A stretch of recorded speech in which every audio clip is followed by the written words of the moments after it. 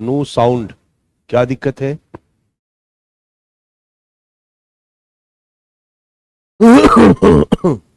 आवाज आ रही है? आवाज आ रही है? Okay okay okay okay okay okay. Janmashtami की ढेर सारी शुभकामनाएं आप लोगों को। आज से हम लोग क्लास शुरू करते हैं, अभी से, आज से नहीं, क्लास पहले से चली आ रही है।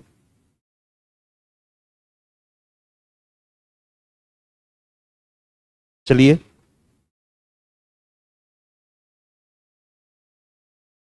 कल हम लोगों ने जो लास्ट क्लास किया था बच्चा, वो था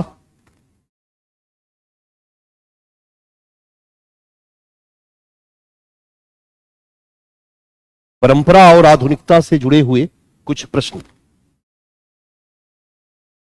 परंपरा और आधुनिकता से जुड़े हुए कुछ प्रश्न, और एक प्रश्न पे हम लोगों ने कल चर्चा किया था।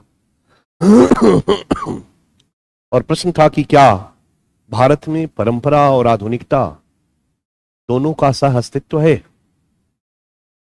क्योंकि परंपरा और आधुनिकता के मध्य संबंधों के संदर्भ में, खास करके इंडिया में, एक डिबेट रहा है कि भारत में ट्रेडिशन ने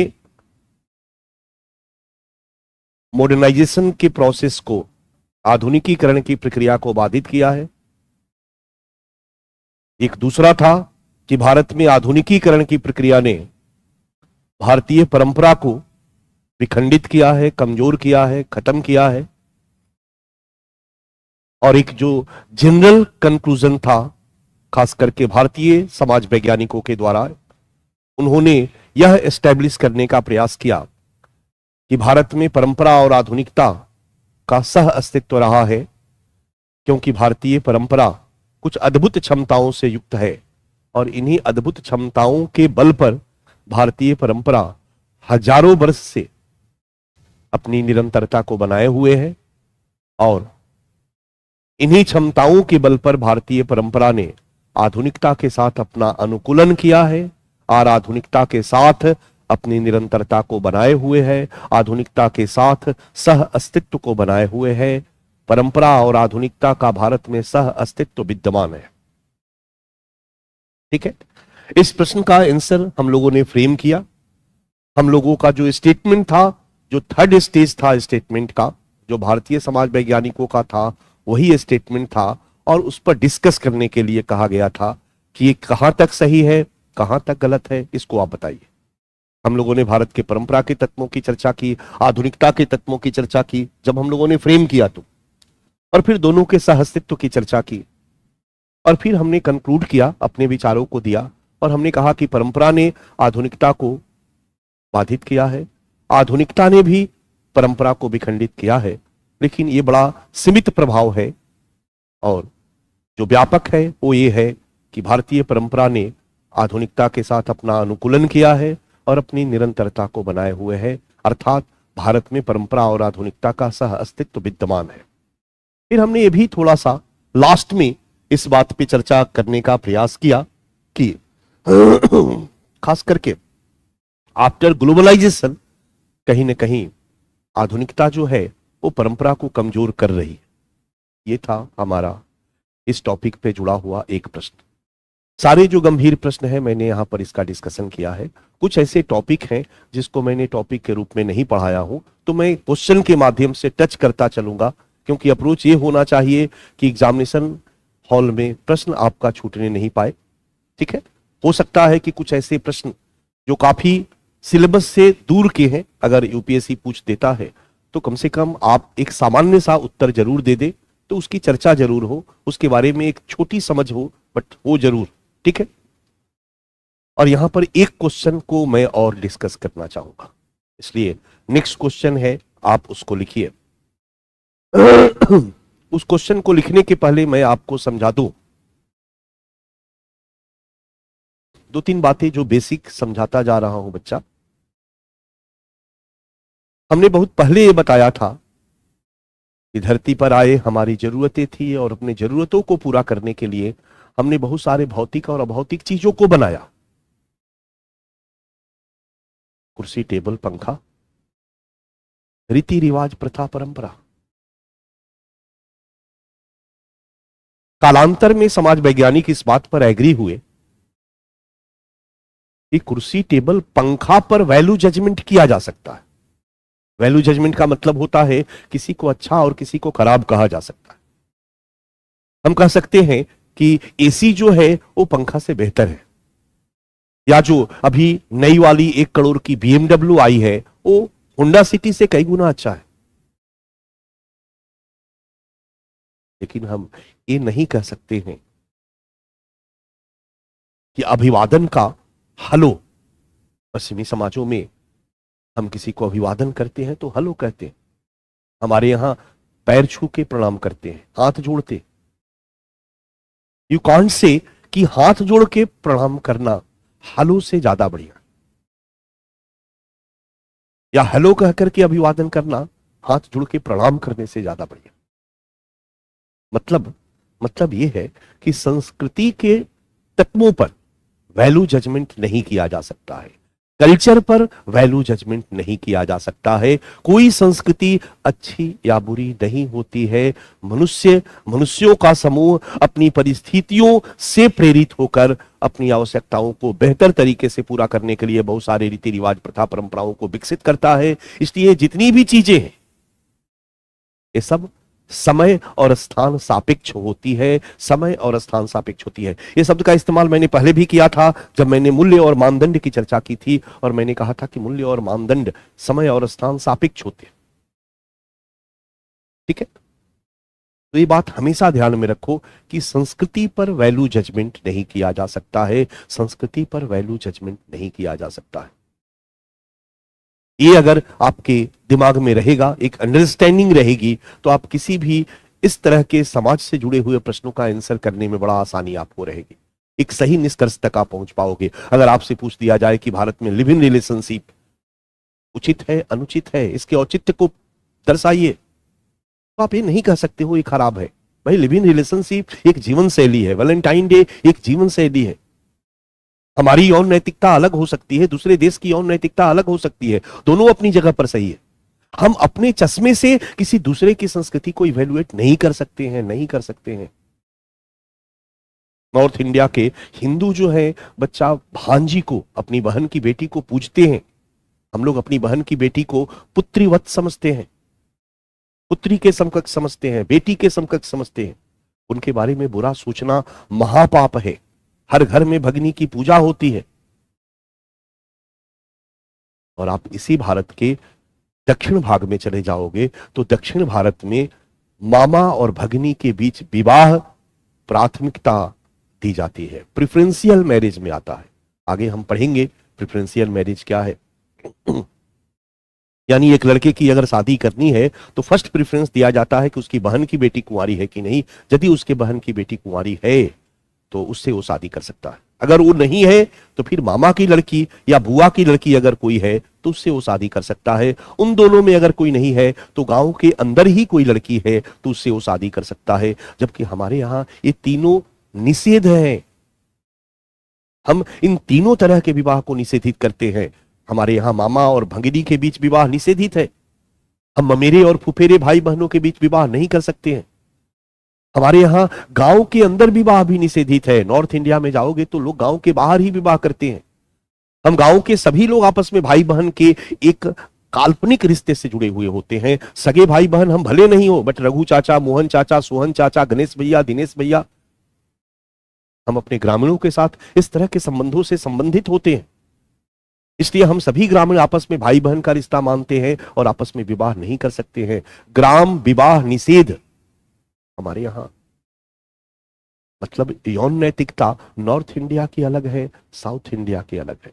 हिंदुओं में चचेरे और मौसेरे भाई बहन के बीच विवाह निषेधित है, जबकि मुस्लिमों में चचेरे और मौसेरे भाई बहन के बीच विवाह मान्य है। मतलब हुआ बच्चा कि जीवन शैली अलग अलग समाजों की अलग अलग रही, यौन नैतिकता अलग अलग समाजों की अलग अलग रही है, मूल्य और मानदंड अलग अलग समाजों की अलग अलग रही है।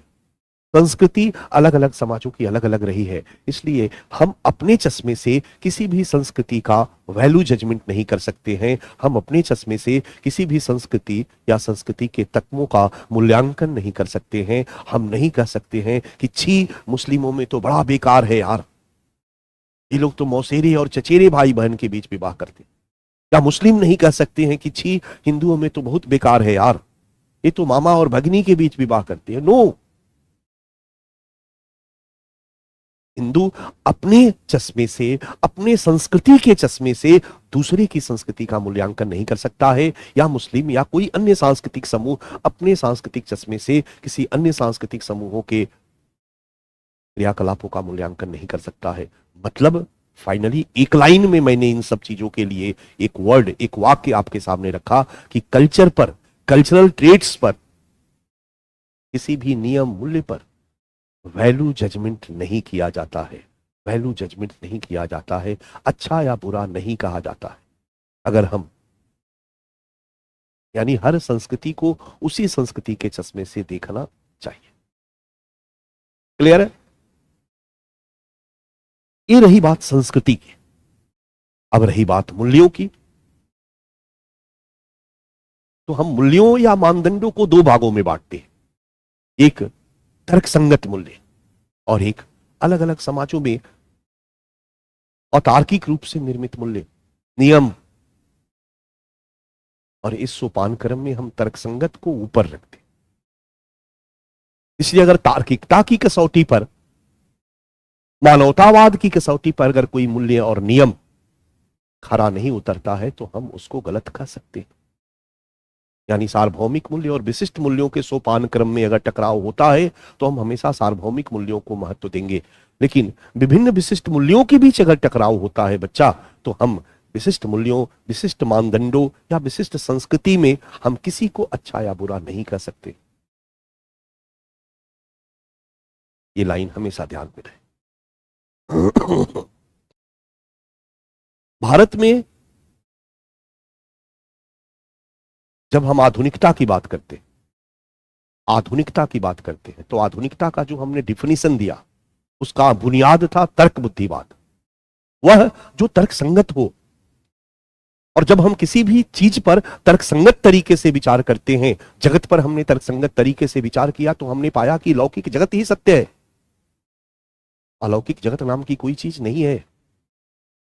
इस जगत पर तर्कसंगत तरीके से हमने विचार किया तो हमने पाया कि मानव का हित ही सर्वोपरि है, मानवतावाद।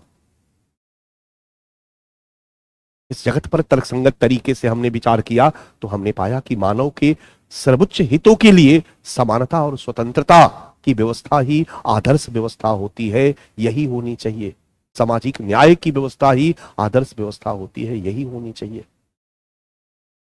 तो तर्क बुद्धिवाद, मानवतावाद, स्वतंत्रता, समानता, सामाजिक न्याय, इन्हीं को हम आधुनिकता का मूल्य कहते हैं। और जब भारत में अंग्रेजों का आगमन हुआ बच्चा, तो अंग्रेजों के आगमन के साथ आधुनिकता के मूल्यों का भी आगमन हुआ। और अंग्रेजों के आगमन के साथ अंग्रेजी जीवन शैली का भी प्रवेश हुआ। अब दोनों दो अलग अलग चीज है। एक का संबंध हमारे थॉट प्रोसेस से। यदि हमारा थॉट प्रोसेस में रेशनलिटी है, तार्किकता है, यदि हमारे थॉट प्रोसेस में तर्क और विज्ञान की प्रधानता, यदि हमारे थॉट प्रोसेस में हम मानवतावाद को महत्व प्रदान करते हैं, यदि हमारे थॉट प्रोसेस में स्वतंत्रता, समानता और सामाजिक न्याय को महत्व प्रदान करते हैं, हम आधुनिक हैं। बट बच्चा, ये हम लोग बाद में क्लियर हुआ, ये बाद में पढ़े, कंसेप्ट बाद में आया। अंग्रेज जब भारत में आए तो अंग्रेजों के साथ इस तरह के मॉडर्न थॉट प्रोसेस भी था, बट साथ साथ उनकी जीवन शैली भी थी। पैंट था, शर्ट था, टाई था, कोट था, चम्मच और कांटा से खाने का तरीका था, उनका खान पान, उनका पहनावा, उनका भाषा, इंग्लिश। अरे भाई, अंग्रेजी आधुनिकता थोड़ी है, पैंट शर्ट आधुनिकता थोड़ी है, कांटा और चक्कू से खाना, चम्मच से खाना आधुनिकता थोड़ी है। ये तो अंग्रेजों की जीवन शैली थी। अलग अलग समाज की जीवन शैली अलग अलग होती है। वो पैंट शर्ट पहनते हैं, हम धोती कुर्ता पहनते हैं। वो चम्मच और कांटा से खाते हैं, हम हाथ से खाते हैं। वो इंग्लिश बोलते हैं, हम हिंदी बोलते हैं, भोजपुरी बोलते हैं, बिहारी बोलते हैं। ये हमारी जीवन शैली अलग है, ये हमारी संस्कृति अलग है, उनकी संस्कृति अलग है। जब भारत में अंग्रेज आए बच्चा, तो अंग्रेजों के साथ आधुनिक विचार प्रक्रिया भी आई, आधुनिकता भी आया, आधुनिकता के मूल्य भी आया और अंग्रेजी जीवन शैली भी आई। भारत के लोगों ने या भारत के लोगों में, भारतीय समाज में आधुनिकता के मूल्यों का भी प्रसार हुआ। ढेर सारे लोगों ने उस मॉडर्न थॉट प्रोसेस को अपनाया, तर्क और विज्ञान की प्रधानता वाला थॉट प्रोसेस, मानवतावाद वाला थॉट प्रोसेस, स्वतंत्रता, समानता और सामाजिक न्याय वाला थॉट प्रोसेस को अपनाया। कई लोगों ने अपनाया,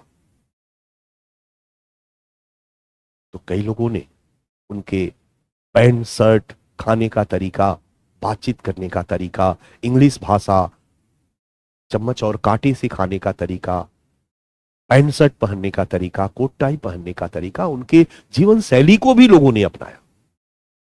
अब जो लोग अपना रहे थे बच्चा, वो पढ़े तो नहीं थे, यूपीएससी की तैयारी तो किए नहीं थे। वो इनके बीच डिफरेंशिएट कर सके कि what is modernity and what is western culture, what is modernization and what is westernization. Bharat में अंग्रेजों के आगमन के साथ आधुनिकीकरण की प्रक्रिया चली। भारतीय समाज का, भारतीय लोगों की सोच का आधुनिकीकरण हुआ। जब लोगों की सोच आधुनिक हुई, तार्किक हुई, वैज्ञानिक हुई, मानवतावादी हुई, तो उनके क्रियाकलापों पर भी इसका प्रभाव पड़ा। उनके क्रियाकलाप में भी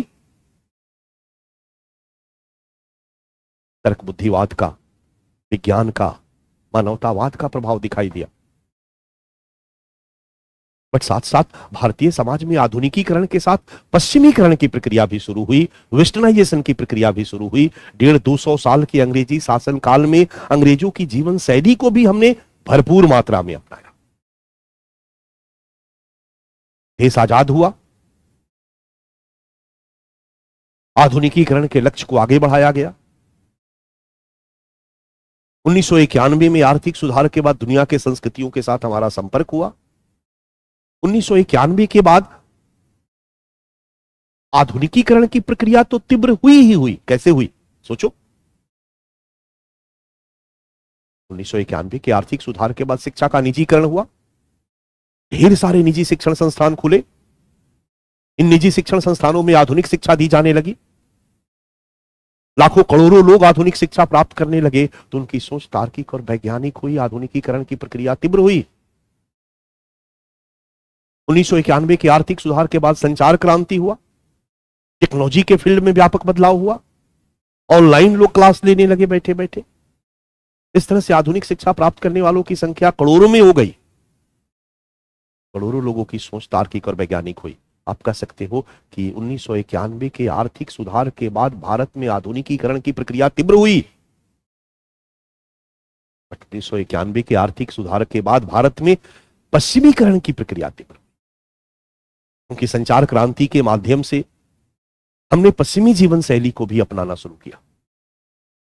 ये बात सही है कि ग्लोबलाइजेशन में हम केवल वेस्टर्न वे ऑफ लाइफ को ही नहीं एडॉप्ट कर रहे हैं, हमने पूर्व की संस्कृतियों को भी ग्रहण किया है। भारत में केवल बर्गर नहीं आया है, जो अमेरिकी डिश है, जो वेस्टर्न डिश है, भारत में मोमोज भी आया है, चाउमीन भी आया है। और ये पश्चिमी डिश नहीं है। बट अगर हम आपसे पूछे कि वेशभूषा पर, भाषा पर क्या चीन जापान का प्रभाव ज्यादा है या पश्चिमी जीवन शैली का, तो उत्तर दोगे कि पश्चिमी जीवन शैली का। आपको दिख रहा है। अगर हम भारत में एक नजर डालते हैं और कहते हैं कि ये ग्लोबलाइजेशन मीन्स व्हाट, तो आप देखोगे कि globalization means 80% westernization. Globalization means वैश्विक संस्कृति का विस्तार नहीं, ग्लोबलाइजेशन मीन्स पश्चिमी संस्कृति का वैश्विक विस्तार। ग्लोबलाइजेशन मीन्स एक वैश्विक भाषा का, सभी भाषाओं का वैश्विक विस्तार नहीं, ग्लोबलाइजेशन मीन्स अंग्रेजी भाषा का वैश्विक विस्तार। अंग्रेजी रहन सहन का वैश्विक विस्तार, अंग्रेजी खान पान का वैश्विक विस्तार। तो अगर इस हम वैश्वीकरण की प्रक्रिया पर गौर करते हैं तो हम देखते हैं कि आधुनिकीकरण के साथ साथ यह वैश्वीकरण की प्रक्रिया ने पश्चिमीकरण की प्रक्रिया को भी तेज किया है, पश्चिमी जीवन शैली को भी फैलाने में हम योगदान दिया। इसलिए आधुनिकीकरण अलग है और पश्चिमीकरण अलग है, यह आपके ध्यान में होना चाहिए। ठीक है, अब हो क्या रहा है, वास्तव में दिखाई क्या दे रहा है? बहुत से जगहों पर आप देखोगे, बहुत से लोगों को देखोगे, बहुत से लड़कियों को देखोगे, बहुत से लड़कों को देखोगे,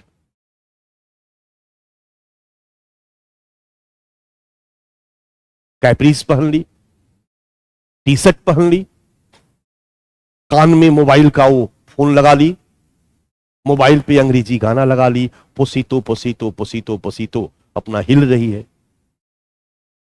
लड़के बारमूडा पहन लिए, टी शर्ट पहन लिए, एकदम स्टाइल वाला, जेब में मोबाइल है, कान में वो है, अंग्रेजी गाना के धुन पे हिल रहे हैं, हाथ में कोका कोला है, बर्गर है, खा रहे हैं, कद्दू की सब्जी भूल गए, लिट्टी चोखा भूल गए, उन सब चीजों को खाने के बजाय ये पश्चिमी खाद्य पदार्थों का सेवन कर रहे हैं, उसी के प्रति वो रुचि को प्रदर्शित करते हैं, वही पहनावा को आप एडॉप्ट कर रहे हैं, अंग्रेजी भाषा को एडॉप्ट कर रहे हैं, हर बात में हाय हेलो कर रहे हैं आप। और ऐसा करके आप या वो बच्चे अपने को आधुनिक समझ रहे हैं। हम कौन है भाई? हम मॉडर्न है, हम टिपिकल ट्रेडिशनल नहीं है, हम मॉडर्न है।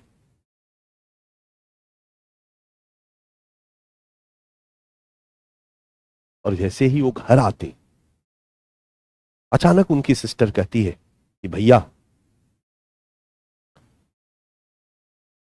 मुझे लव मैरिज करना है,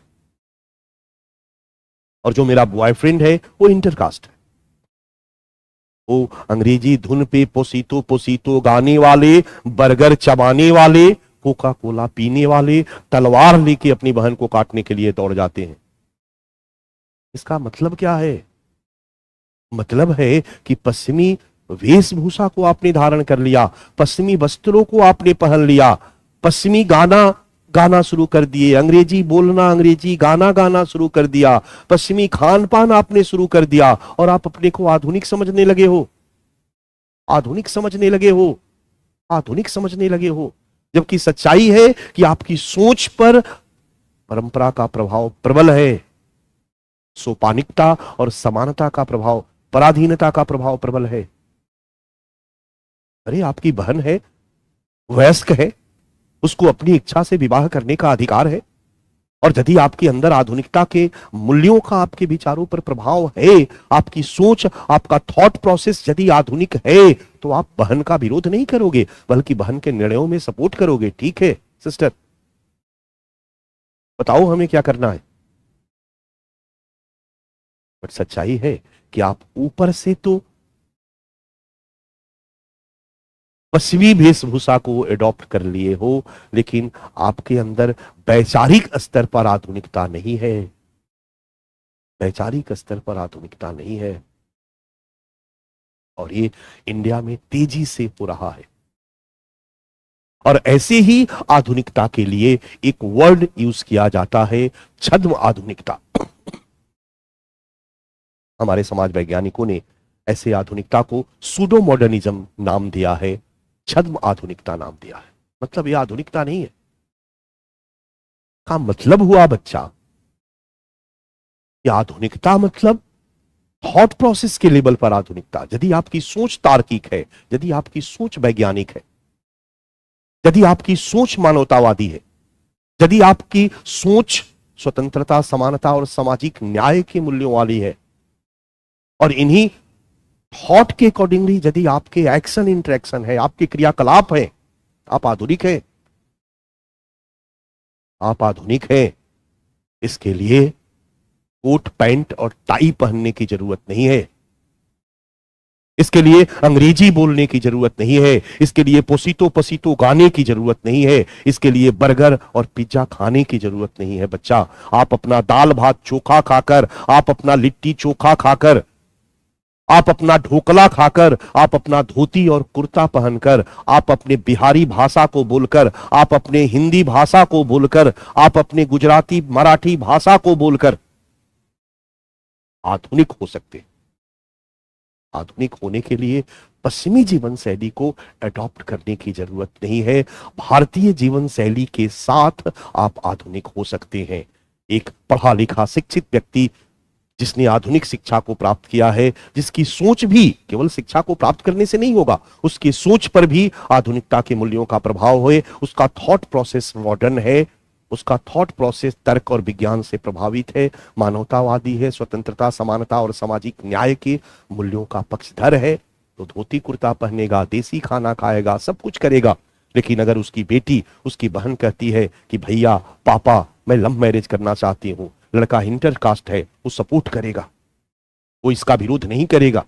वो प्रत्येक निर्णय में अपनी पत्नी की राय लेना पसंद करेगा, अपने निर्णयों को अपनी पत्नी पर आरोपित करना पसंद नहीं करेगा, अपने निर्णयों को अपनी पत्नी पर आरोपित करना पसंद नहीं करेगा।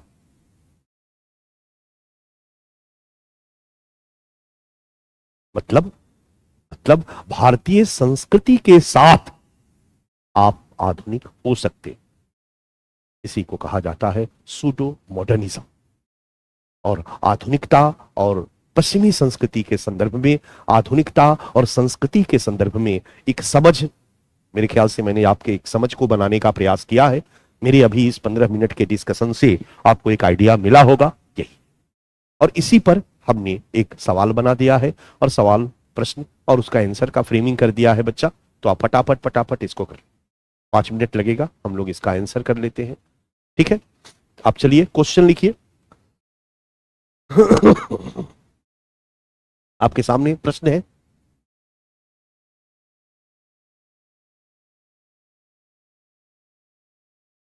इन्वर्टेड कॉमा में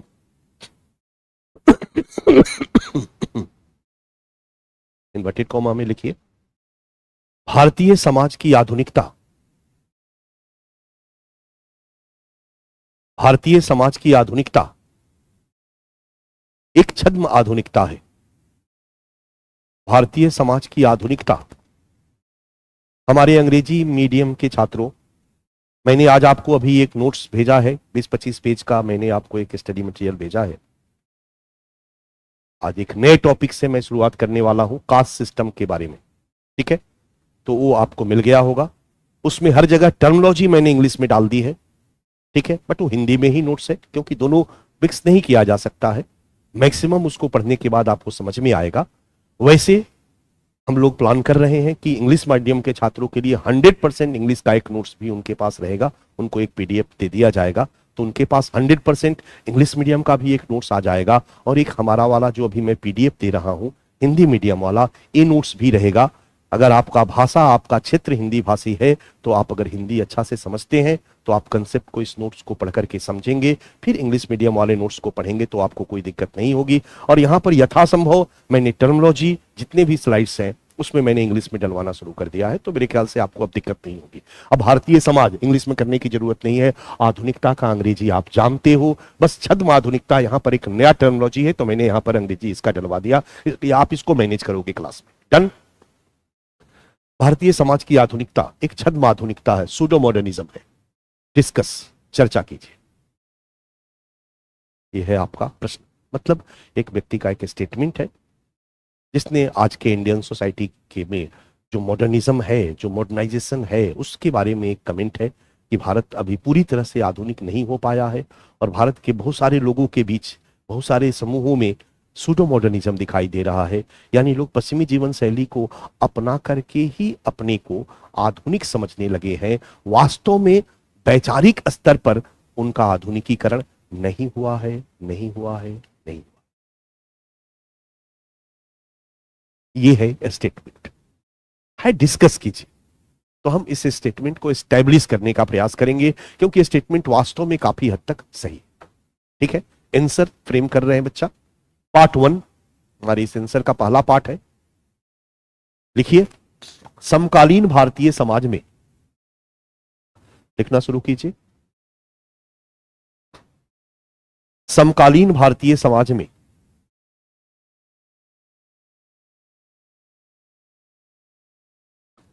आधुनिकता ने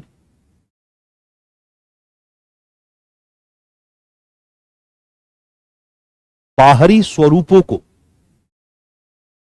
एक्सटर्नल जो पार्ट है, जैसे पश्चिमी कपड़ा पहनना, पैंट शर्ट, कैपरीज, खान पान, ये बाहरी स्वरूप है, बाहरी स्वरूपों को अधिक प्रभावित किया है। मतलब देख के लगेगा कि ये आधुनिक टाइप का है भाई, देखो एकदम कान में लगाए हुए है, लैपटॉप वगैरह का प्रयोग, आधुनिक यंत्रों का प्रयोग कर रहा, पसीतो पसीतो गा रहा है, बट अंदर से उसकी सोच यांत्रिक है, ये वैचारिक है। पहला लाइन है, भारतीय समकालीन भारतीय समाज में आधुनिकता ने बाहरी स्वरूपों को अधिक प्रभावित किया है, सेमीकोलन। जैसे एक नंबर, खान पान, खान पान के क्षेत्र में आ जाओ, पिज्जा, बर्गर, जो भी पश्चिमी डिश है आप इसको लिख सकते हो।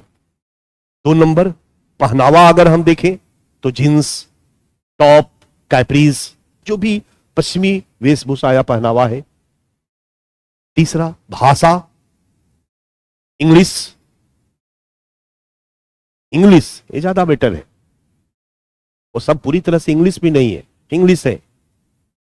चौथा, नवीन यांत्रिक साधनों का प्रयोग, मोबाइल, लैपटॉप, हेडफोन आदि।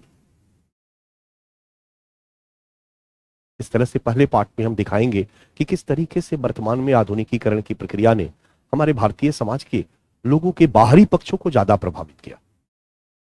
पार्ट 2,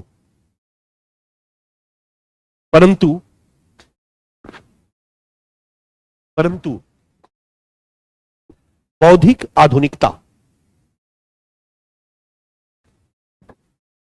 इंटेलेक्चुअल मॉडर्निटी का अभाव रहा है, परंतु बौद्धिक आधुनिकता का अभाव रहा है, कॉमा, जैसे डैश, नीचे की तरफ एरो दो, लिखो पहला पॉइंट, जाति अंतः विवाह, कास्ट इंडोगैमी की अधिकता और अंतरजातीय विवाह, इंटरकास्ट मैरिज का विरोध। अभी अभी मैंने उदाहरण दिया, आज भी भारत में मैक्सिमम अपनी ही जाति में लोग विवाह करते हैं और बहुत से लोग अंतरजातीय विवाह का विरोध करते हैं। भले वो पैंट शर्ट पहने हो, भले वो अंग्रेजी बोल रहे हो, लेकिन अंतरजातीय विवाह के खिलाफ खड़े हो जाते हैं। दूसरा, खाप पंचायत द्वारा प्रतिष्ठा हत्या, अपनी परंपरा संरक्षण के नाम पर आज भी हमारे भारत में खाप पंचायतें अंतरजातीय विवाह या खाप के अंदर विवाह करने वालों को, विवाह संबंधी निषेधों का उल्लंघन करने वालों को हत्या तक करने का आदेश देती है, हत्या करवा देती है। ये आदेश देने वाले, हत्या करने वाले, ये सारे के सारे उन समाज के लोग हैं जो अंग्रेजी भी बोलते हैं, जो पश्चिमी जीवन शैली को जीते हैं, फिर भी उनमें वैचारिक आधुनिकता का अभाव है। तीसरा, अंधविश्वास एवं रूढ़िवाद का बोलबाला। आज भी भारत में बहुत सारे मामलों में अंधविश्वास भरा पड़ा है, बहुत सारे मामलों में लोग अपने परंपरागत मान्यताओं के प्रति रूढ़ हैं, अंध लगाव रखे हुए हैं, मतलब लैक ऑफ रेशनलिटी है, अंधविश्वास एवं रूढ़िवाद का बोलबाला। चौथा, धार्मिक रूढ़िवाद एवं सांप्रदायिकता, धार्मिक रूढ़िवाद एवं सांप्रदायिकता। आज धर्म के प्रति एक अंध लगाव का भाव देखा जाता है लोगों में, जहां धर्म के लिए दूसरे की हत्या तक कर देने को, शरीर में बम बांधकर उड़ा देने के लिए भी लोग व्याकुल हैं, बेचैन हैं, एक दूसरे को मारने काटने को तैयार हैं। धर्म और धार्मिक मान्यताओं के नाम पर एक दूसरे धार्मिक समुदाय के प्रति लोग ईर्ष्या और द्वेष का भाव रख रहे हैं। धार्मिक रूढ़िवाद एवं सांप्रदायिकता,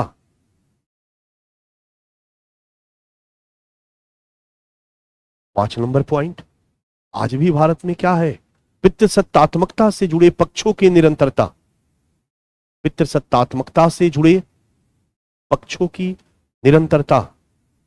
आज भी भारत के समाज में कई जगहों पर पैट्रियार्की के पहलू दृष्टिगत हो रहे हैं। कई जगहों पर पितृसत्तात्मकता का प्रभाव आपको दिखाई दे रहा। सबसे पहले हम पति पत्नी संबंधों में ही लेकर के चले तो आज भी 100% भारत के पति पत्नी के बीच के संबंध समानता पर आधारित नहीं है। खास करके ग्रामीण समाज में आज भी पति और पत्नी के बीच संबंध सोपानिकता पर आधारित है, यानी पैट्रियार्की का प्रभाव है। पति पत्नी में निर्णय पति के द्वारा लिया जाता है और पत्नी उसका पालन करती है। परिवार के अंदर देखें तो आज भी पुरुष की प्रधानता है। शहर में बदलाव आया है, गांव में भी बदलाव हो रहा है, बट अगर हम कहें तो 100% नहीं, यानी आज भी पैट्रियार्की की कंटिन्यूटी बनी हुई है। और छठा पॉइंट, कास्ट के आधार पर भेदभाव और कास्ट के लिए एक दूसरे से लड़ना, जातिवाद और जाति संघर्ष आज भी भारतीय समाज की विशेषता बनी हुई है। ऐसे भारतीय समाज को आप आधुनिक कैसे कर सकते? अरे भाई, जिस समाज में धार्मिक रूढ़िवाद का बोलबाला हो, जिस समाज में सांप्रदायिकता जैसी तत्व विद्यमान हो, जिस समाज में पैट्रियार्की के तत्व विद्यमान हो, जिस समाज में जातिवाद और जाति के नाम पर लोग संघर्ष कर रहे हो, जहां परंपरा के नाम पर लोगों की हत्या की जा रही हो, जहां जाति के बाहर विवाह करने पर विरोध किया जा रहा हो, हम ऐसे समाज को आधुनिक समाज कैसे कह सकते हैं? हम ऐसे समाज को तार्किक और विज्ञान पर आधारित समाज कैसे कह सकते हैं? हम ऐसे समाज को मानवतावादी, स्वतंत्रता, समानता और सामाजिक न्याय के मूल्यों पर आधारित समाज कैसे कह सकते हैं? यानी आज भी भारत में वैचारिक स्तर पर आधुनिकता की स्थापना नहीं हुई है। आज भी भारत में वैचारिक आधुनिकता का अभाव, मतलब छद्म आधुनिकता है जो है वो। पार्ट 3, और तब जाकर के हम कंक्लूजन दे देंगे बच्चा। समीक्षा। समीक्षा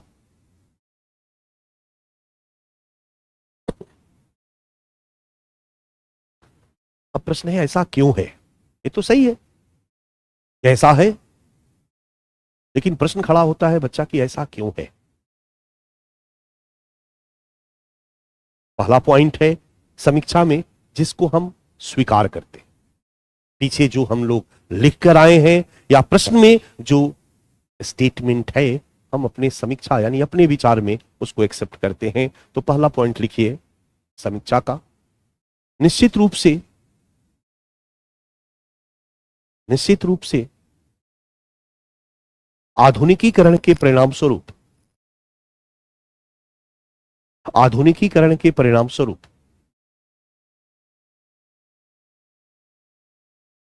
समकालीन भारत में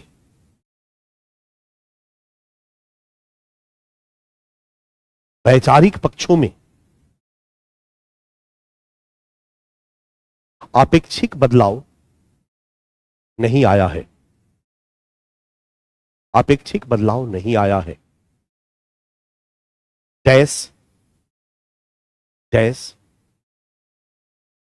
इसलिए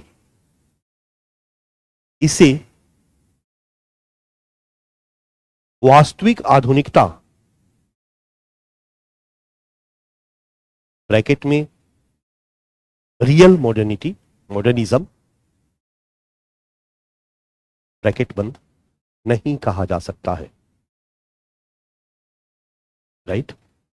हमने जो पीछे लिखा है उसको एस्टेब्लिश किया अपनी समीक्षा के पहले पार्ट में। आज जो है, जिस रूप में है, यह बताता है कि केवल बाह्य स्वरूप ज्यादा प्रभावित हुआ है और वैचारिक स्तर पर आधुनिकता का अभाव है, और ऐसी आधुनिकता को वास्तविक आधुनिकता नहीं कहा जा सकता। ये सूडो मॉडर्निज्म है, ये छद्म आधुनिकता है। अब प्रश्न है कि ऐसा क्यों है? सोचो, ऐसा क्यों है? क्या कारण है? यहां पर 2 बातें क्लियर है बच्चा। एक तो भारत में जब आधुनिकीकरण की प्रक्रिया शुरू हुई तो आधुनिकीकरण की प्रक्रिया को सफल बनाने के लिए जरूरी था समाज के मैक्सिमम लोगों की सोच आधुनिक हो, और समाज के मैक्सिमम लोगों की सोच को आधुनिक बनाने के लिए जरूरी था सबको आधुनिक शिक्षा से शिक्षित किया जाए। यानी आधुनिक शिक्षा का इतना तीव्र प्रसार हो कि पूरे भारत के लोग आधुनिक शिक्षा से शिक्षित हो जाएं। जब भारत के लोग आधुनिक शिक्षा से शिक्षित हो जाएंगे तो निश्चित तौर पे उनकी सोच तार्किक और वैज्ञानिक होगी, आधुनिक होगी, और आधुनिकीकरण की प्रक्रिया सफल होगी, वास्तविक आधुनिकता स्थापित होगी। लेकिन दुर्भाग्य से भारत में इस तरह के अवसंरचनात्मक सुविधाओं का अभाव रहा, इंफ्रास्ट्रक्चर का अभाव रहा, मतलब शिक्षण संस्थाओं का अभाव रहा। आधुनिक शिक्षा से पूरे भारतवर्ष के लोगों को शिक्षित करने के लिए हमारे पास पर्याप्त मात्रा में न तो विद्यालय रहे, न विश्वविद्यालय रहे, महाविद्यालय रहे, शिक्षण संस्थाएं रही, और ना ही शिक्षक रहे। तो इंफ्रास्ट्रक्चर का अभाव एक बहुत बड़ा कारण रहा, जिसके कारण भारत में 75-76 वर्षों में राज्य के नेतृत्व में जो आधुनिकीकरण की प्रक्रिया शुरू की गई वो अभी भी वास्तविक आधुनिकीकरण के रूप में एस्टैब्लिश नहीं हुई। पहला कारण। एक दूसरा कारण बच्चा, आपका एक दोस्त इंग्लैंड जाता है, अमेरिका जाता है, अमेरिका से आपके लिए 2-3 चीजें ले आता है। अमेरिका से वो कैडबरीज का टॉफी ले आता है, अमेरिकन टॉप चॉकलेट, एकदम अद्भुत अलग टाइप का, बड़े बड़े ब्रिक्स के रूप में चॉकलेट लेकर के आता, आपको देता है। आप खाओगे कि नहीं खाओगे, खाने में कोई हिचकिचाहट नहीं है, आप आराम से खा लोगे। आपके लिए एक लैपटॉप लेकर आता है, उसे भी ले लोगे, जरा भी देर नहीं लगे। आपके लिए एक अमेरिकन जीवन शैली भी लेकर आता है, लिव इन रिलेशनशिप। वो वहां लिव इन रिलेशनशिप में रहता था, आपको भी लिव इन रिलेशनशिप में रहने को बताता है, जस्टिफाई करता है। आप इस वाले को एडॉप्ट करने में हिचकिचाओगे, आप इस वाले को अपनाने में हिचकिचाओगे, आप इस वाले को नहीं अपनाओगे जल्दी। यानी जो भौतिक चीजें वो लेकर आया, जो सभ्यता से जुड़ी हुई चीजें जो लेकर आया, लैपटॉप हो या चॉकलेट हो या खाने पीने की कुछ चीजें हो या कोई ड्रेस हो, वेशभूषा हो, उसको आपने फटाक से अपना लिया। लेकिन जब उसने संस्कृति से जुड़ी हुई चीजों को, रीति रिवाज, प्रथा, परंपरा, नियम और जीवन शैली से जुड़ी हुई चीजों को, अभौतिक पक्ष से जुड़ी हुई चीजों को लेकर के आया, तो आपके लिए उसको अपनाना कठिन हो गया। क्यों भाई? तो कहा जाता है, ध्यान से सुनते जाओ, मेरा हर लाइन जो है एक एस्टैब्लिशमेंट है समाज के बारे में, संस्कृति के बारे में, और ये बेसिक जो 8-10 दिन का क्लास है वो इन सब एस्टैब्लिशमेंट को मैं बताता जा रहा हूं। क्योंकि जिस विषय को मैं पढ़ा रहा हूं, इस विषय में कंटेंट जो है आपके चारों तरफ है। यहां पर गलतियां क्या होती है, इस कंटेंट को इंटरप्रिटेशन का जो अप्रोच है, वो अप्रोच आपका बिल्कुल क्लियर होना चाहिए।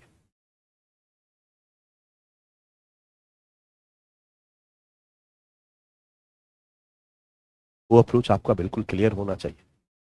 यहां कारण ये है बच्चा, कहा जाता है कि हमें अपने संस्कृति के अभौतिक पक्षों से भावनात्मक जुड़ाव होता है, बट उस तरह का भावनात्मक जुड़ाव भौतिक पक्षों से नहीं होता है। मतलब अगर हमारे पास एक पुरानी स्कूटर है, पुरानी कार है, तो हमको उसको बेचने में देर नहीं हो लगेगा। 5 साल तक जिस एसी ने हमें खूब ठंडा ठंडा हवा खिलाया है, एसी खराब हो गया, कबाड़ी वाला आता है, कहता है कि हमको दे दीजिए 5,000 में, हम 1 मिनट देर नहीं करेंगे। यानी हमारे पास जो भी भौतिक चीजें हैं, मेटलिस्टिक चीजें हैं, उनको हमें छोड़ने में 1 मिनट देर नहीं लगता है। लेकिन जो हमारे रीति रिवाज, प्रथा, परंपरा, मान्यताएं हैं, उनके साथ हम इमोशनली अटैच होते, इसलिए उनको छोड़ना हमारे लिए कठिन हो जाता है बच्चा। मैंने आप लोगों को कहा कि धरती पर जब हम लोग आए, अपनी जरूरतों को पूरा करने के लिए हम लोगों ने बहुत सारी चीजों को बनाया,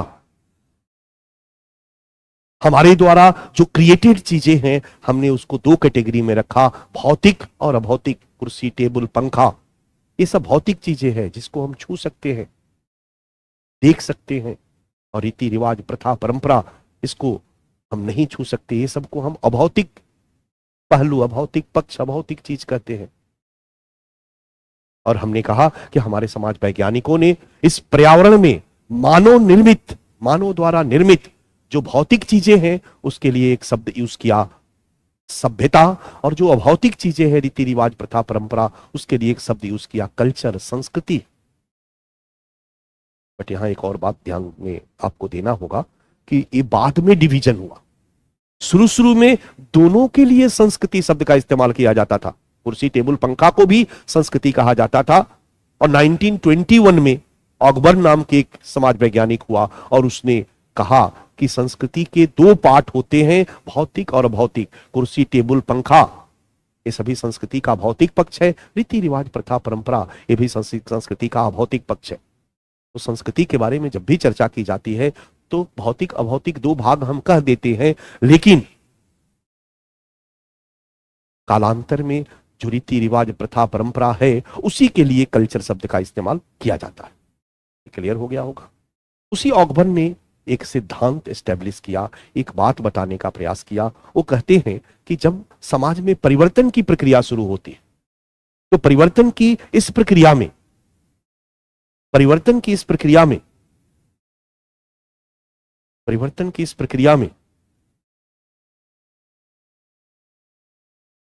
अभौतिक पक्ष में तेजी से परिवर्तन होता है,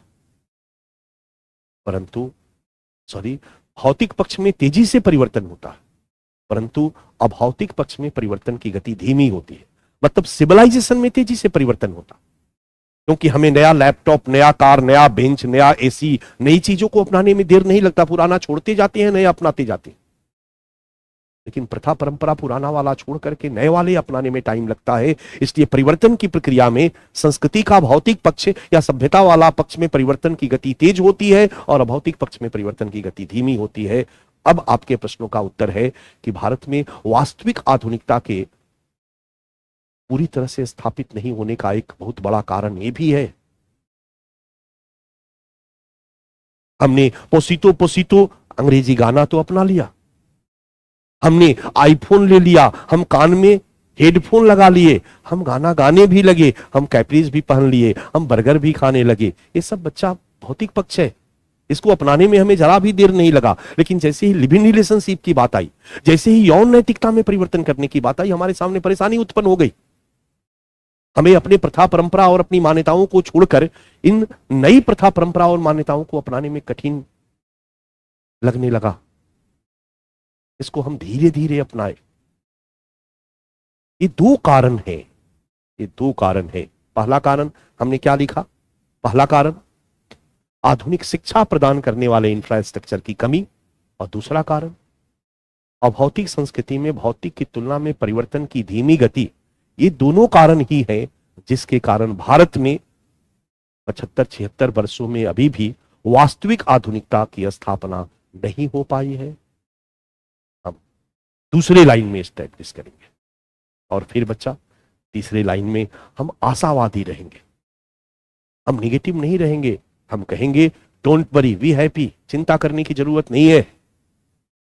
कालांतर में जैसे जैसे आधुनिक शिक्षा का प्रसार होगा, जैसे जैसे आधुनिक शिक्षा तेजी से फैलेगी, भारतीय समाज के लोगों की सोच तार्किक और वैज्ञानिक होगी। वो समझ जाएंगे कि आधुनिक बनने के लिए पश्चिमी जीवन शैली को अपनाना आवश्यक नहीं है। परिणाम वो धोती पहन के भी आधुनिक बनने का प्रयास करेंगे।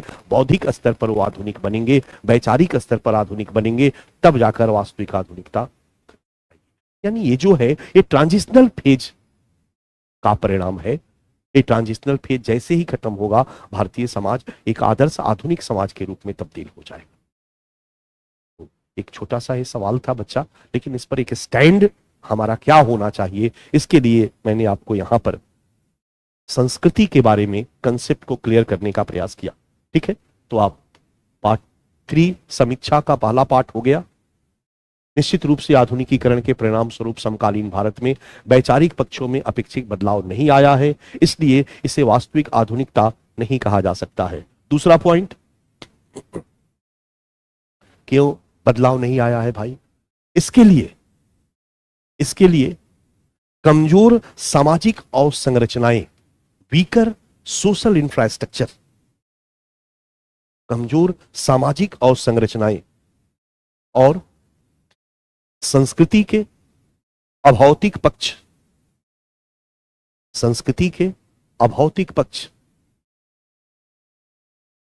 में परिवर्तन की धीमी गति, मैंने अभी बताया भौतिक पक्ष में परिवर्तन की गति तीव्र और अभौतिक पक्ष में धीमी।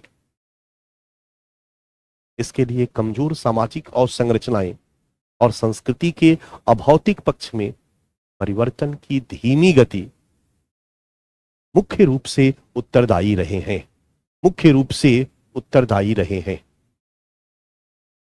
कारण भी मैंने बता दिया। तीसरा पॉइंट, परंतु डॉट डॉट डॉट कालांतर में सामाजिक अवसंरचनाओं के विकास के साथ जब ढेर सारे शिक्षण संस्थान खुल जाएंगे, जब आधुनिकता के मूल्यों को प्रसारित करने वाली, लोगों की सोच को तार्किक और वैज्ञानिक बनाने वाली ढेर सारे जब इंफ्रास्ट्रक्चर का डेवलपमेंट हो जाएगा, वास्तविक आधुनिकता स्वतः स्थापित हो जाएगी। परंतु कालांतर में सामाजिक अवसंरचनाओं के विकास के साथ साथ वास्तविक आधुनिकता स्वतः स्थापित हो जाएगी, वास्तविक आधुनिकता स्वतः स्थापित हो जाएगी। यही है बच्चा। हमने आपको 2 क्वेश्चन और दोनों क्वेश्चन के आंसर की फ्रेमिंग कराई।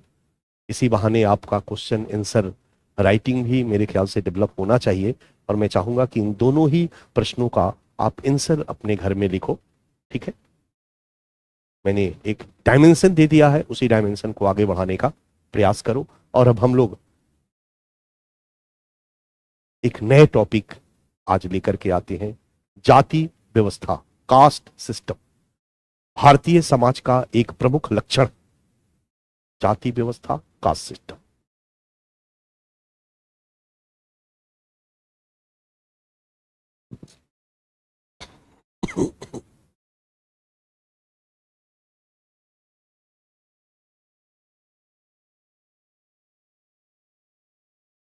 जाति व्यवस्था, कास्ट सिस्टम। आप एक फ्रेश पेज पे जाइएगा, पेज बचाने का प्रयास नहीं कीजिएगा। हर टॉपिक के साथ आपके पेज में जगह होना चाहिए। मैंने पहले भी कहा था कि आपका जो तैयारी की प्रक्रिया हो, उसमें जो पीडीएफ हम भेजते हैं वो फाइल हो। आपके 8 चैप्टर हैं तो कम से कम 8 फाइल हो, या हर फाइल के अंदर कुछ सब फाइल भी आप बना सकते हैं।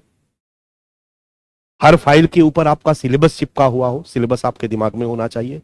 प्रीवियस ईयर क्वेश्चन आपके दिमाग में होना चाहिए। सिलेबस बताता है कि क्या पढ़ना है, और प्रीवियस ईयर क्वेश्चन बताता है कि उस टॉपिक पे पढ़ने का डेप्थ क्या होना चाहिए, गहराई क्या होना चाहिए। क्योंकि प्रीवियस ईयर क्वेश्चन को देखने से ही लगता है कि क्या रेंज है इस टॉपिक का, यूपीएससी कहां तक इस टॉपिक पर जाकर के, कितनी गहराई तक इस टॉपिक पर जाकर के सवाल पूछ सकती है। तो दोनों आपके दिमाग में होना चाहिए।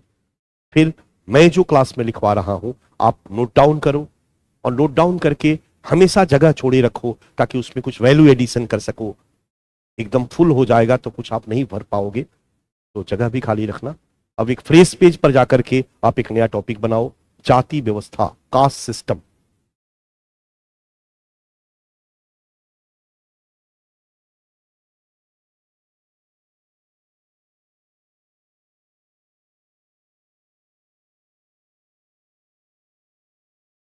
जाति व्यवस्था, कास्ट सिस्टम।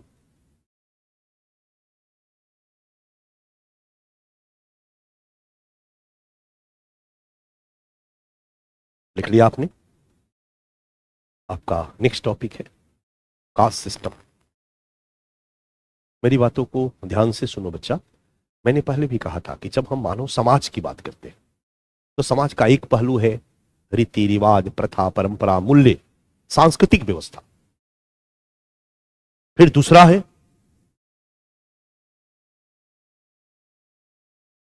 जाति व्यवस्था, असमानता और स्तरीकरण की व्यवस्था, भारत में जाति व्यवस्था।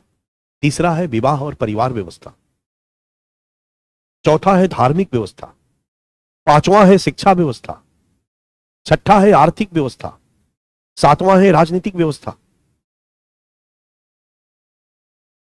हमने भारतीय समाज का पहले वाले चैप्टर में सांस्कृतिक व्यवस्था वाले पहलुओं पर हमने फोकस किया और कहा कि भारतीय समाज के लक्षण, परंपरा और आधुनिकता दो भागों में बांट करके हमने समझाने का आपको प्रयास किया। और फिर हम भारतीय समाज का एक लक्षण उठा रहे हैं, असमानता और स्तरीकरण की व्यवस्था, जाति व्यवस्था। फिर इसके बाद हम भारतीय समाज का दूसरा लक्षण उठाएंगे, भारत में विवाह और परिवार व्यवस्था। ये सब पहले चैप्टर के अंदर ही चल रहा है। और फिर भारतीय समाज के लक्षण में से एक तीसरा लक्षण उठाएंगे, धर्म। और फिर भारतीय समाज के लक्षणों में से एक चौथा लक्षण उठाएंगे, जनजातियां, जनजातीय समूह। अब जनजातियां नहीं भी उठाएंगे तो चलेगा, धर्म तक जरूरी है। अब आप कहोगे सर शिक्षा व्यवस्था क्यों नहीं, आप कहोगे आर्थिक व्यवस्था क्यों नहीं, आप कहोगे राजनीतिक व्यवस्था क्यों नहीं। मैं कहूंगा इस पर फोकस्ड होकर के पढ़ने की जरूरत यहां नहीं है, क्योंकि ऑलरेडी आपका इंडियन इकोनॉमी, इंडियन पॉलिटी आपका टॉपिक है, वहां आप पढ़ोगे। लेकिन विवाह परिवार और किसी टॉपिक में नहीं पढ़ोगे। ना तो आप हिस्ट्री में पढ़ोगे, ना ज्योग्राफी में पढ़ोगे, ना पॉलिटी में पढ़ोगे, ना आईआर में पढ़ोगे, ना साइंस टेक में पढ़ोगे, ना इकोनॉमी में पढ़ोगे। जाति भी कहीं पर नहीं पढ़ोगे, धर्म भी कहीं पर नहीं पढ़ोगे। ये सब हम लोग यहां कवर कर देंगे, तब जाकर के भारतीय समाज के प्रमुख लक्षण हमारे क्लियर होंगे। और फिर इन्हीं पर हम वैश्वीकरण का प्रभाव यहीं पर क्लब करके पढ़ाएंगे। डे 1 में मैंने ऐसे ही बताया था कि इस तरह से हम लोग पढ़ेंगे। तो इसी भारतीय समाज के लक्षण में से एक लक्षण हम बाहर निकालते हैं, कास्ट सिस्टम, जाति व्यवस्था।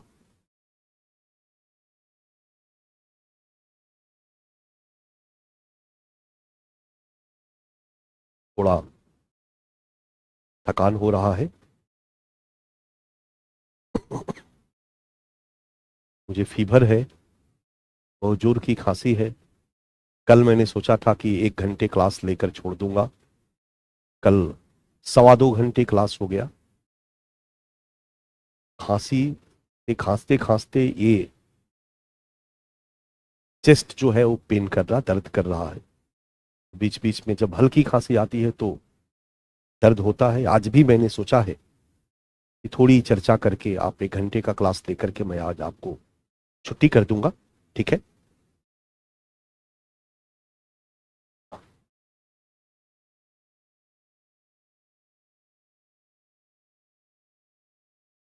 बच्चा मैं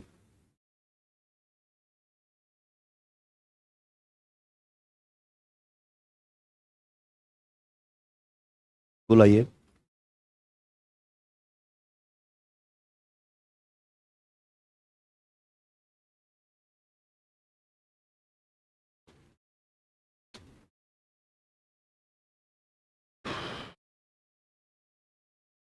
थोड़ी देर में मैं क्लास को बंद करूंगा, ठीक है।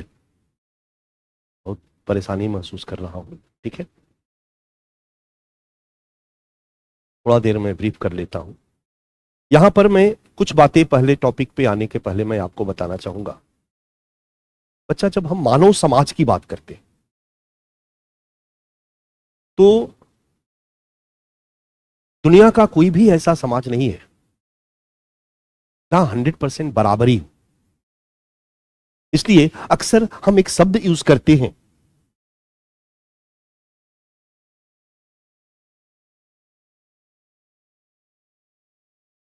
समानता एवं असमानता,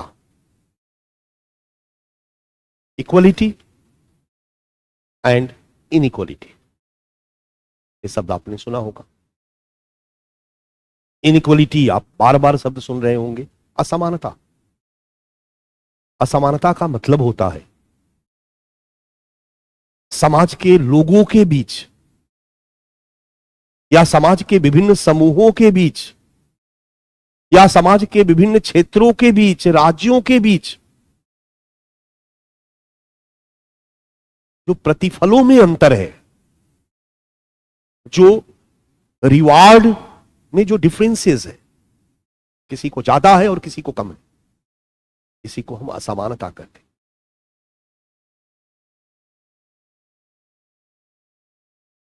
कोई हाइट में बहुत लंबा है तो कोई हाइट में बहुत छोटा है। ये बराबरी कहां है भाई? ये भी असमानता है, ये भी असमानता है।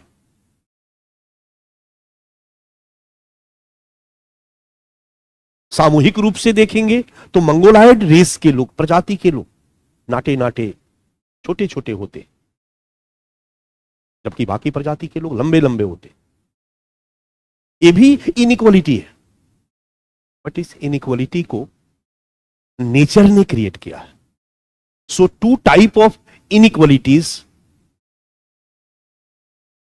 Natural and social. प्राकृतिक असमानता और सामाजिक असमानता।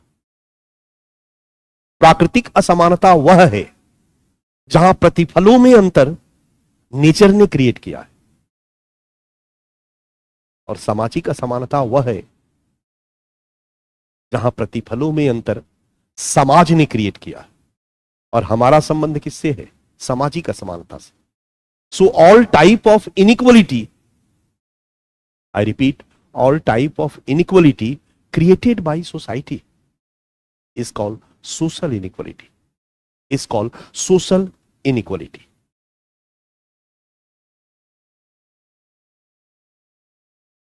Social inequality. और जब हम सोशल इनइक्वालिटी की बात करते हैं बच्चा, तो इसके कई रूप हो सकते हैं। जब हम सोशल इनइक्वालिटी की बात करते हैं तो इसके कई फॉर्म हो सकते हैं, कई रूप हो सकते हैं। जैसे धन का असमान वितरण। अगर समाज ने किसी के पास ज्यादा धन दे दिया, ज्यादा पैसा दे दिया, और किसी को कम दिया, कोई अमीर हो गया और कोई गरीब हो गया, यह भी इनइक्वालिटी है, यह भी असमानता है।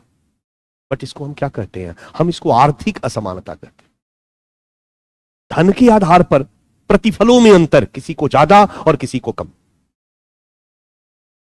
बट क्या ये नेचर ने दिया है? No, created by society. Second, किसी को अधिक अधिकार और किसी को कम अधिकार। हमारे पैट्रियार्किकल सोसाइटी में पुरुषों को ज्यादा अधिकार था, महिलाओं को कम अधिकार था। भारत के जाति प्रधान समाज में ऊंची जातियों को ज्यादा अधिकार, ज्यादा अवसर था, और जातीय सोपान में नीचे की जातियों को ढेर सारी नियोग्यताएं ला दी गई थी, उनको अवसरों से वंचित कर दिया गया था।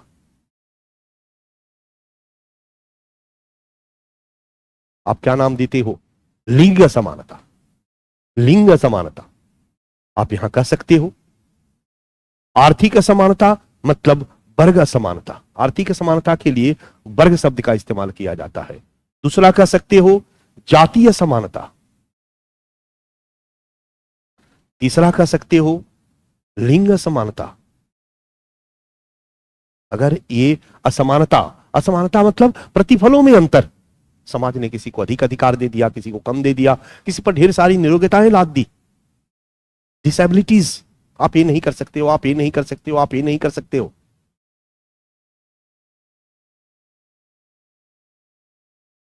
अगर जातीय आधार पर है तो जातीय असमानता, लिंग के आधार पर है तो लैंगिक असमानता, जेंडर इनइक्वालिटीज। अगर रेस के आधार पर है तो प्रजातीय असमानता।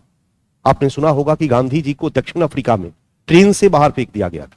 क्यों भाई? क्योंकि ब्लैक को ट्रेन पर चढ़ने का अधिकार नहीं था, उनको अधिकार से वंचित किया गया था। ब्लैक ट्रेन पर नहीं चढ़ सकते थे, खास करके उस बोगी में जिसमें गोरे सफर कर रहे। ये क्या है? ये अवसरों से वंचित करना है, ये अवसरों में अंतर है, प्रतिफलों में अंतर है। किस आधार पर?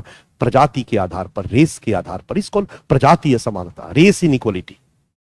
बट यहां ध्यान देने की बात है कि चाहे वो वर्ग असमानता हो, चाहे वो जातीय असमानता हो, चाहे वो लिंग असमानता हो, चाहे वो प्रजातीय असमानता हो, चाहे वो क्लास इनइक्वालिटी हो, चाहे कास्ट इनइक्वालिटी हो, चाहे जेंडर इनइक्वालिटी हो, चाहे रेस इनइक्वालिटी हो, all this inequalities created by society. इन सभी को समाज ने उत्पन्न किया। इसलिए हम सबके लिए एक शब्द देते हैं, सामाजिक असमानता, सोशल इनइक्वालिटी। और कहा जाता है कि दुनिया का कोई ऐसा समाज नहीं है जहां सामाजिक असमानता किसी न किसी रूप में विद्यमान नहीं हो। कहीं प्रजातीय असमानता के रूप में विद्यमान है, भारत में जातीय असमानता के रूप में विद्यमान रही है लंबे समय से, पूरी दुनिया में लिंग असमानता के रूप में विद्यमान रही है। आधुनिक धन के युग में आर्थिक असमानता के रूप में विद्यमान रही है, वर्ग असमानता के रूप में विद्यमान रही है। मतलब आर्थिक आधार पर भी समाज के सभी लोग बराबर नहीं है, गैर बराबरी बनी हुई है। बट सबको क्रिएट कौन करता है? समाज, क्रिएटर समाज है। तो सभी को हम सामाजिक असमानता कहते हैं और दुनिया के सभी समाजों में ये किसी न किसी रूप में विद्यमान रही है बच्चा। इसलिए सामाजिक असमानता मानव समाज की सार्वभौमिक विशेषता है। सामाजिक असमानता मानव समाज की सार्वभौमिक विशेषता है। सामाजिक असमानता, मैंने आपको क्लियर है? दुनिया के सभी समाजों में यह है।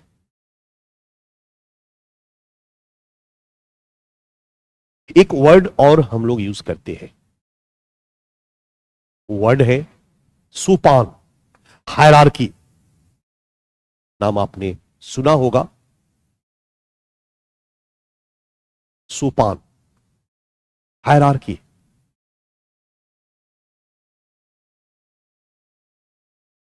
हायरार्की या सोपान एक ऐसी व्यवस्था है, आई रिपीट, हायरार्की या सोपान एक ऐसी व्यवस्था है जहां व्यक्तियों को, समूहों को, वस्तुओं को ऊंच नीच के क्रम में सजा दिया जाता है। ऊंच नीच के क्रम में सजा दिया जाता है, इसको हम हायरार्की कहते हैं। सोपान, हायरार्की, याद रहेगा बच्चा। और हायरार्की में ये जो है ये रैंक कहलाता है। Rank, rank, rank, hierarchy, rank. अगर हम जाति व्यवस्था को एक हायरार्किकल सिस्टम के रूप में देखते हैं, कास्ट सिस्टम को हम एक सोपानिक व्यवस्था के रूप में देखते हैं, तो आप कहोगे कि इस सोपानिक व्यवस्था में, इस सोपान क्रम में फर्स्ट रैंक पर कौन? ब्राह्मण। सेकंड रैंक पर कौन? क्षत्रिय। थर्ड रैंक पर कौन? वैश्य। और फोर्थ रैंक पर कौन? शूद्र। तो हायरार्की एक व्यवस्था है जहां व्यक्तियों को, समूहों को, वस्तुओं को भी ऊंच नीच के क्रम में सजा दिया जाता। और हायरार्किकल सिस्टम में, again I repeat, hierarchical system में किसी व्यक्ति, समूह, वस्तु का जो स्थान होता है, जो प्लेस होता है, उसी को हम रैंक कहते हैं, रैंक कहते हैं, रैंक कहते हैं। तो मेरे ख्याल से सोपान और रैंक आपको समझ में आ चुका होगा। सोपान और रैंक आपको समझ में आ चुका होगा। डन। अब एक और शब्द यूज किया जाता है बच्चा, और वो शब्द है संस्तरण, ऑब्लिक स्तरीकरण। शब्द से ही लग रहा है, स्ट्रेटिफिकेशन, सोशल स्ट्रेटिफिकेशन। शब्द से ही लग रहा है कि अस्तर होना। कोर्ट में अस्तर होता है ना, जमीन के अंदर आप भूगोल पढ़ रहे होगे, लेयर होता है, लेयर, अस्तर।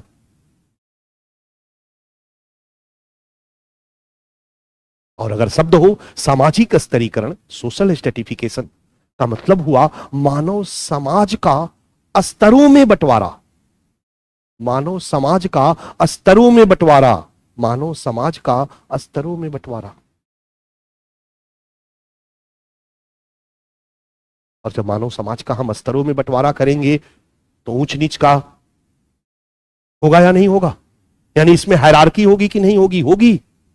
रैंक भी होगा। तो फिर स्तर कैसे आ जाएगा भाई? तो ध्यान से सुनो, अगर मान लो यहां पर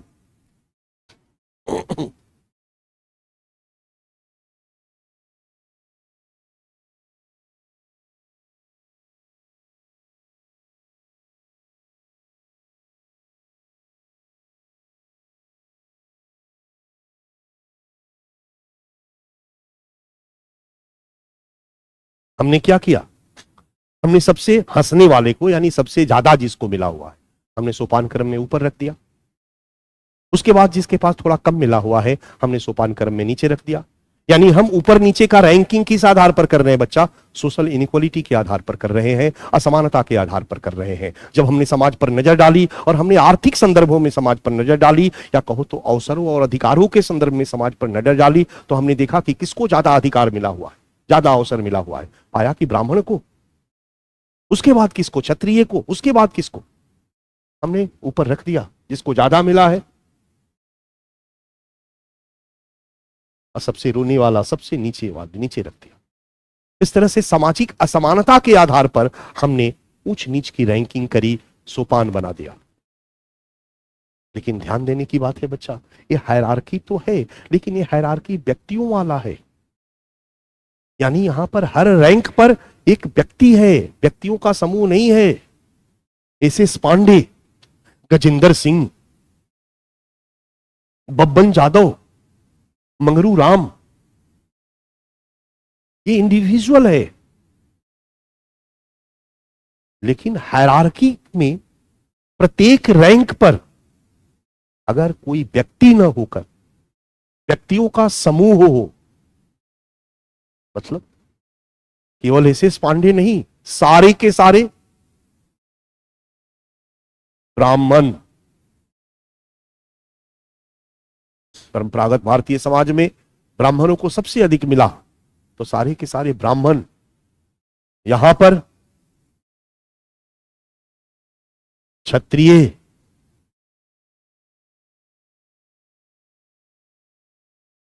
यहां पर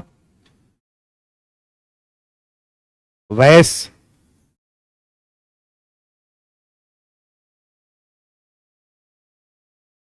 यहां पर शूद्र। अब यहां पर क्या है बच्चा? यहां पर हायरार्की है, लेकिन हायरार्की में प्रत्येक रैंक पर एक व्यक्ति नहीं है, बल्कि व्यक्तियों का समूह है। और जब हम समूहों का सोपान बनाते हैं, जब हम समूहों की हायरार्की बनाते हैं, तो क्या दिखाई देता है? दिखाई देता है कि यहां समाज कुछ लेयर में, कुछ स्तरों में विभक्त हो गया। लेयर बन गया या नहीं बन गया? इसी को सामाजिक स्तरीकरण की संज्ञा दी जाती है, इसी को सामाजिक स्तरीकरण की संज्ञा दी जाती है। यानी मानव समाज का स्तरों में विभाजन को सामाजिक स्तरीकरण कहा जाता है। चलेगा? मानव समाज का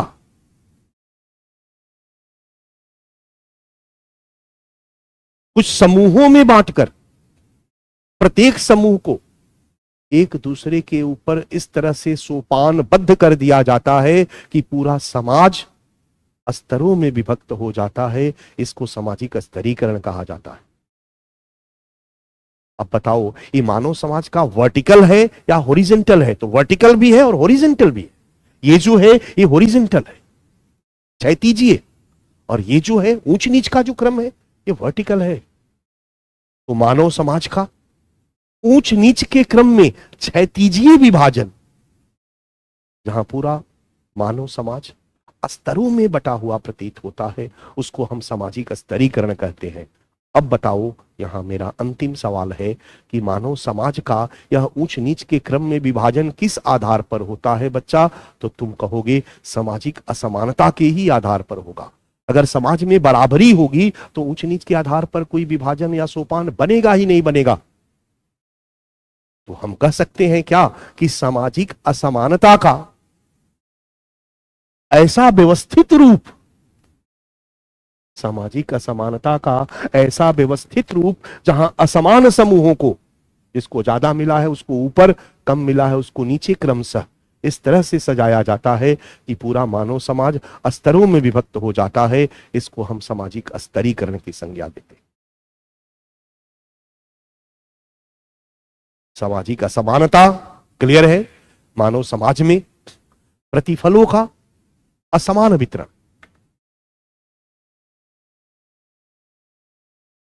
जो समाज ने किया है, जैसे लिंग असमानता। ध्यान देना, यौन असमानता नहीं। I am not telling sex inequalities, sex inequalities created by nature. एक स्त्री और पुरुष के बीच में यौन असमानता भी है।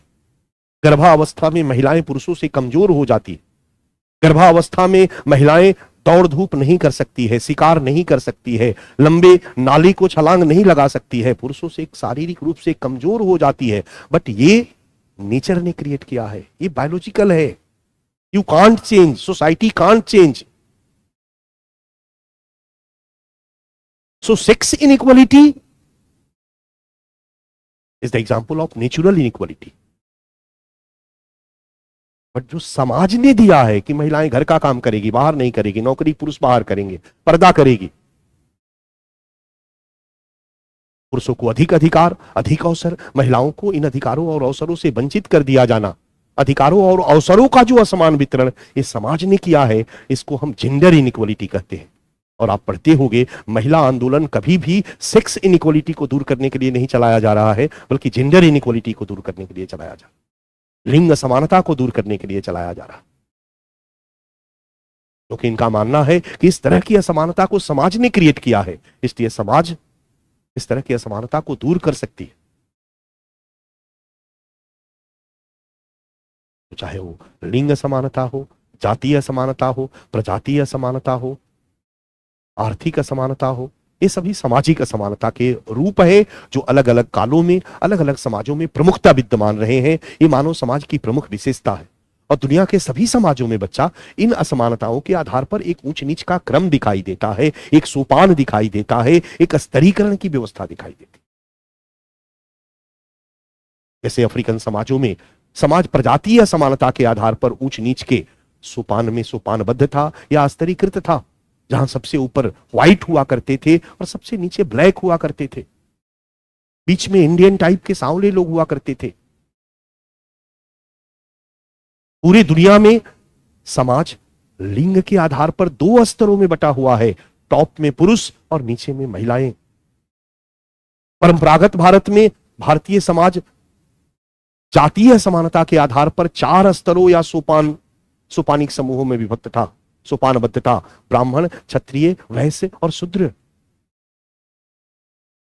और आज के आर्थिक युग में, औद्योगिक अर्थव्यवस्था में, औद्योगिक समाज में आर्थिक विषमता के आधार पर, वर्ग असमानता के आधार पर भी समाज कुछ ऊंच नीच के क्रम में स्तरों में बटा हुआ है। उच्च वर्ग, मध्यम वर्ग, निम्न वर्ग।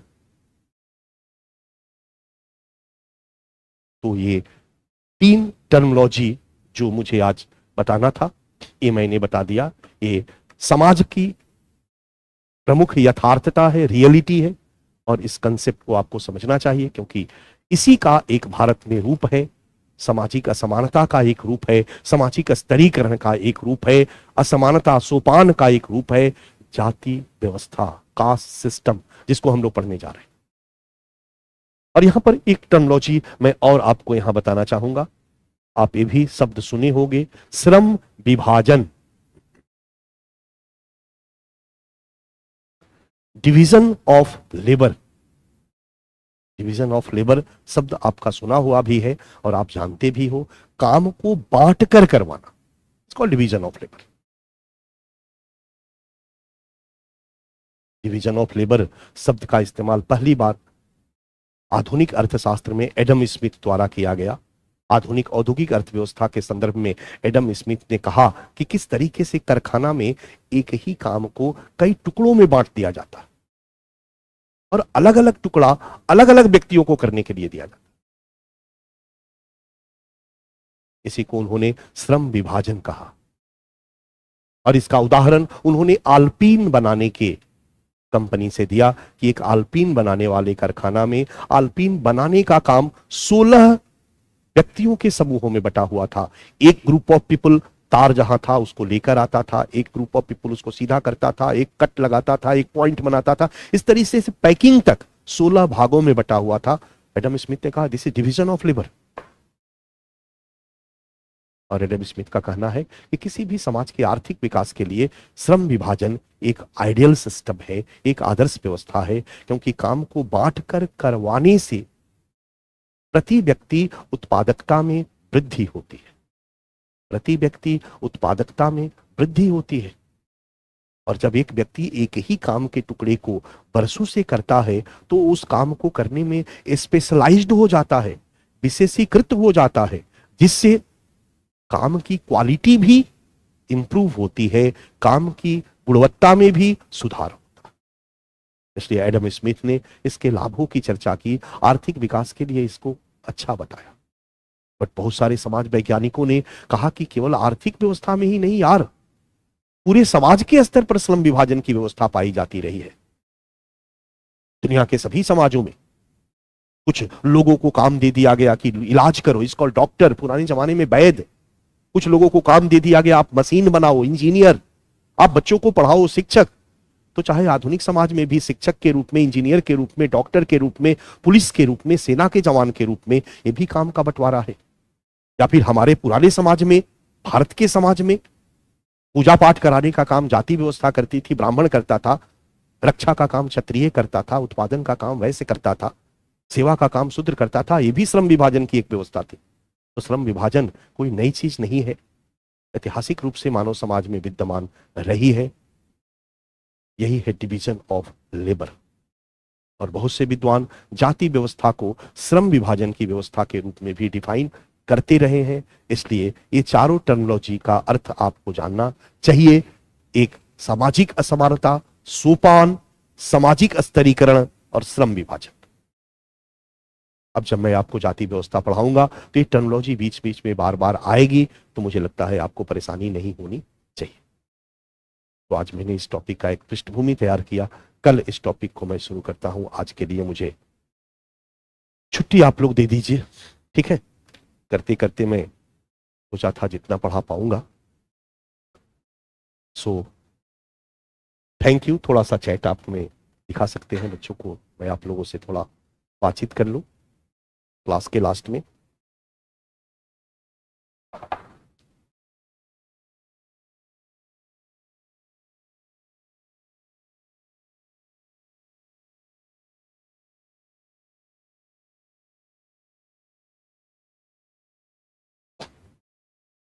ठीक है। हाँ, दो तीन चीजें बच्चा मैं आपसे थोड़ा जानना चाहूंगा, क्योंकि मैं ऑनलाइन क्लास आपका ले रहा हूं और मैं थोड़ा लिखवा भी रहा हूं। तो एक ऑप्शन और भी है कि मैं लिखवाऊं नहीं, केवल मैं आपको समझाता चलूं और नोट्स पीडीएफ आपको भेजता चलूं। ऑप्शन ए, नहीं लिखवाऊं। ऑप्शन बी, जैसे लिखवा रहा हूं वैसा लिखवाता चलूं। या इसको थोड़ा बदल देता हूं, option A, I repeat, option A, B B B B B. Option A, नहीं लिखवाऊं, क्लास को समझाता चलूं आपको और पीडीएफ आपको देता चलूं। ऑप्शन बी, जैसा मैं लिखवा रहा हूं डिक्टेट करता चलूं, आपकी कॉपी पे लिखवाता चलूं, फ्रेम करवाता चलूं, पॉइंट पॉइंट पॉइंट में कुछ समीक्षाओं को लिखवाता चलूं। इसका ऑप्शन बी। इसे थोड़ा आपका विचार मैं जानूंगा तो मुझे समझ में आएगा कि आपके लिए परेशानी नहीं है। आप सभी चाहते हैं कि थोड़ा थोड़ा मैं लिखवाता चलूं। सो लगभग तस्वीर आपकी, विचार आपके आ गए मेरे पास। So thank you thank you thank you thank you. मैं जान गया बच्चा, अब चिंता मत करो, बस थोड़ा सा सब्र रखना मेरे क्लास में। मैं थोड़ा इमोशनल हूं तो पढ़ाने में भी इमोशनल रहता हूं, और कोई नेगेटिव इमोशनल वाला अप्रोच नहीं है मेरा। बट मुझे लगता है कि मैं सबको पास करा दूं पढ़ा करके, संभव नहीं है व्यवहार में। बट मेरा जो नैतिक दायित्व है वो यही है कि मैं अपने विषय में अपने बच्चों को कहीं से भी कमजोर रहने नहीं दूं। और जब मैं डिटेल पढ़ाऊं तो उसमें थोड़ा सा टाइम टेकिंग होता है, इसलिए मैं चाहूंगा कि आप धैर्य बनाए रखो। अब ये भी समय है कि समय से आपका सिलेबस पूरा करना है। तो ऐसा नहीं है कि मैं 6 महीना पढ़ाऊँ, ये कहीं से भी उचित नहीं होगा। इंडियन सोसाइटी के लिए जो 75 नंबर का है पेपर 1 में, मैंने 60 घंटे का क्लास मतलब 30 क्लास मैंने मांगा है, तो 30 क्लास हमें मिला है। बट मैं करूंगा क्या कि थोड़ी सी मैं आपके साथ बेईमानी कर दूंगा कि 2 घंटे के जगह 2.5 घंटे क्लास को पढ़ा दूंगा, तो बाकी सारी चीजें मैं कवर करने का प्रयास करूंगा। ओके, तो लिखवाता भी चलूंगा, उसमें थोड़ा सा टाइम लगता है, बट मैं आपके विचारों को जान गया। बी सभी लोगों ने लिखा है। सो thank you thank you thank you. कल मिलते हैं हम लोग, डन। और मैं इस कास्ट सिस्टम को एक बार समझाने का प्रयास करता हूं। इससे कुछ 2-3 तो करंट की टॉपिक है, कास्ट पॉलिटिक्स, इसके बाद कास्ट सेंसस अभी चर्चा में है। बिहार में आपने देखा होगा कि कैसे जाति आधारित जनगणना पर हाईकोर्ट ने रोक लगाया, ये चर्चा का विषय बना हुआ है। तो कुछ कुछ जो इससे करंट अफेयर्स वाली चीजें हैं, मैं अपडेट करते हुए इसके साथ लेकर के चलूंगा, ताकि एक होलिस्टिक अंडरस्टैंडिंग आपकी बनती चले। सो thank you thank you thank you.